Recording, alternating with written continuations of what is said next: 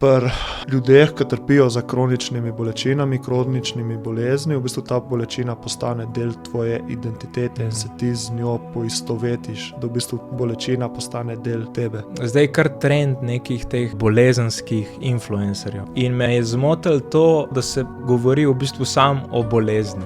To do neke mere tudi zavzemanje vloge žrtve. Ti še dodatno posvečaš pozornost temu, čemur bi mogel v bistvu sam delček svojega življenja prilagoditi. In jaz pa recimo z anatomijo moči hočem pa malo drugačen pristop in to je, da v bistvu govorim tudi o drugih stvareh. Na določeni fazi v življenju se mi zdi, da je prav, da zavzame to zdaj nek večji del identitete, a ne, da najdeš ti zdaj te ta prave meje, ki ti jih bolezen sporoča, ampak potem pa pride točka v življenju, ko moraš pa reči ne. Jaz sem več od tega, to je zdaj samo en delček, majhen delček, ki se mu moram prilagoditi in najti te stvari, ki te pa veselijo v življenju, ne glede na bolezen.